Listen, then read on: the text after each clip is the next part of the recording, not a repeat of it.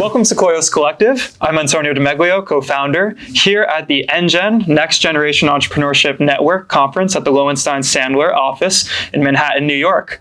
Today we have a very special conversation here. We're going to be speaking about what it's like to do partnerships for a growing company, in addition to being an angel investor on the side.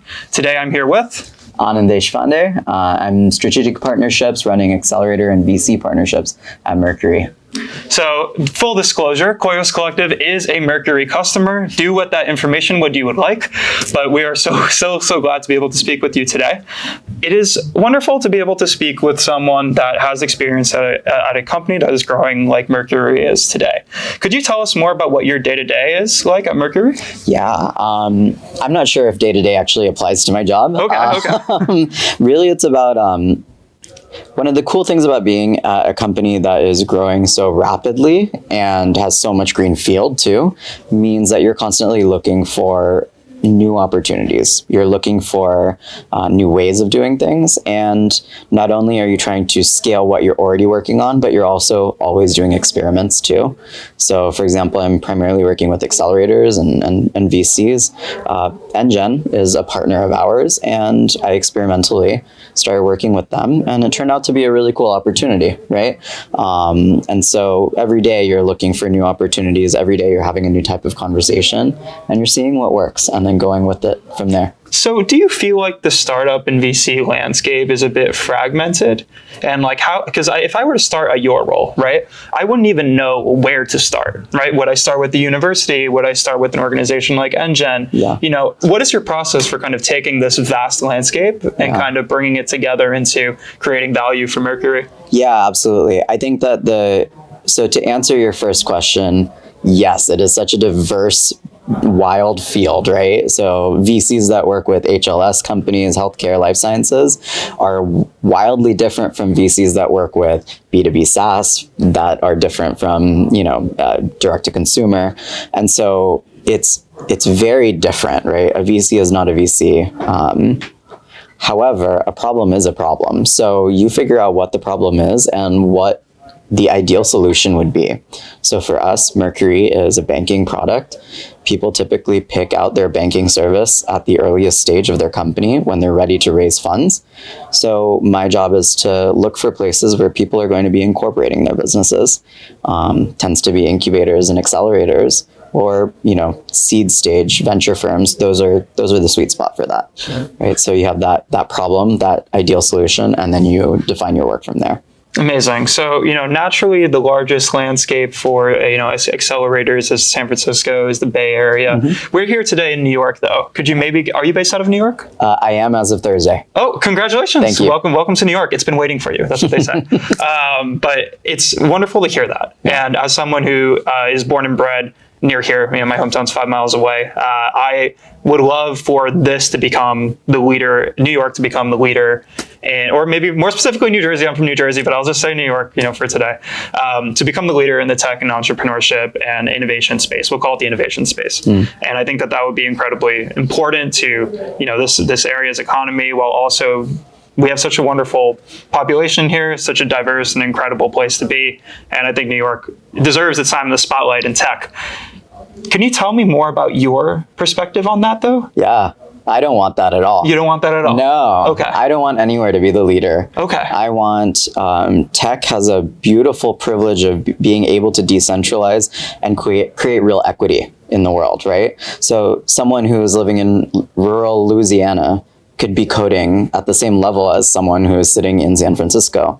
So we have the opportunity right now in our society and in our economy to create an equitable playing field for people all over the country in all types of socioeconomic backgrounds and all types of areas to really be able to participate in the economy in the same way as other people. Being in a city will always be a leg up. It will, because we're humans and we're social creatures, and we prefer those who we know or can relate to more. However, we're finally in a place where me, as a boy from Orlando, having to leave Orlando in order to go to the Bay Area, where I was for almost 10 years, in order to get into tech, that doesn't necessarily have to be the case anymore. I could stay with my family, I could stay home and be with the people I love, with my community, and still be doing certain types of jobs in the tech economy. And I would love for us to actively and consciously, as a society, allow for the opportunities there to grow. So it's one of the few blessings of the pandemic, and we should hone in on it. Well, work has changed forever, Absolutely. and also entrepreneurship has changed forever. And I think that if you're looking into accelerators and working with accelerators, right, remote accelerators are only going to continue to prop up and continue to be propelled by organizations such as Mercury to support them. I think that's a really interesting point. I think it also segues well to what you're doing outside of Mercury, which is also being an angel investor. And I guess perhaps in your angel investing, you could hypothetically try to seek out a world where you're trying to promote startups that are furthering that vision.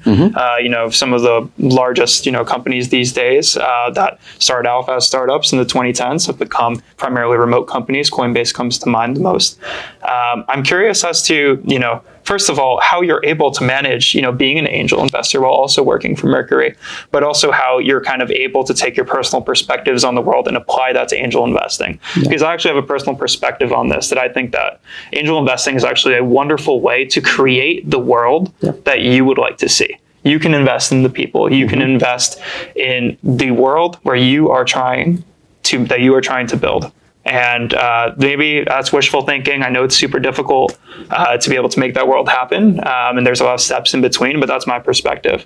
So yeah, would love to hear your thoughts. Absolutely. Well, first of all, and this is going to sound fairly bleak, but yeah, the world is heading in a difficult direction, and at some point you have to decide: are you going to be tolerant of that future, or are you going to do something? Is there an opportunity? And I agree that angel investing is one of the tools that we do have. If you have the privilege of being able to angel invest, having extra resources in your life, then it is a wonderful way to hopefully gift that to the future. And with angel investing in the pre-seed rounds, there's almost nothing to go off of other than the person. And what you think will happen. And so values is a really good way of actually discerning who you're going to invest with and how you're going to advise them if you end up in an advisory capacity. With regards to angel investing, for me, almost everyone that I invest in is someone who I've been mentoring or advising and have experienced a longer term relationship with them. So I've gotten to know them pretty well. And I feel those shared values with them. I see a world that they want to create that I agree with. And it might not be like life-changing carbon offset or carbon capturing kind of stuff, or healthcare that's going to change the world. It might be something simple that's something that is a business problem that just helps things be more efficient. But the way that people are doing it can change the world. If you're helping people get into power that are good people, that changes the world too. Yeah. There's something to be said about 1% lifestyle improvements compounded amongst a population of hundreds of millions of people, right? Using a product. We've seen bad tech, right, also get into the hands of hundreds of millions of people too. And so, one piece of good tech could have that same exponential impact and the other way around. I think it's especially interesting in the context of what we think the future of social media is going to be, but we'll save that for another conversation. Nice. I think that it was wonderful to speak with you because we got a perspective not only on, what it's like to work for a company like Mercury, but also to kind of take your day-to-day job and also the angel investing capacity and applying that to, as I've said before, creating the world that you would like to see. One other thing that I'll add to it is, if I was working in a VC, then I would be beholden exclusively to the bottom line with certain guardrails, but it would really be about making the money. As an angel investor, you get to employ the other outcomes that you'd like as measurements much more freely. And that means that you can help make a better place with your money too. Did you initially want to be a VC? Yes, I actually had talked to a number of firms and was heading that direction a few years ago. But I realized that the reason I like to invest in startups is I like to help people achieve their dreams. And I like to meet a lot of people working on cool things. I like to be inspired and live vicariously. And I realize I can do that, and I could do that somewhat more effectively as an angel investor through a role like Mercury has given me, where I'm constantly meeting startups and getting to experience these things. So I've met my needs in a way that suits my life. Amazing. Well, thank you so much for this conversation. Where can people find you and learn more about, what you're working on or Mercury? Yeah, absolutely. Well, you can find me on LinkedIn, Anand Deshpande. And if you want to hit me up, you can find my Instagram. It goes Anandan. Or you can send me an email at anand@mercury.com. Thank you so much for your time, Anand, and thank you for the NGEN, Next Generation Entrepreneurship Conference, for bringing us together today. We're here at the Lowenstein Sandler office in Manhattan, and it's wonderful to speak with you. I hope you enjoy your time in New York and everywhere else you get to travel. Absolutely, my pleasure. Thank you very much.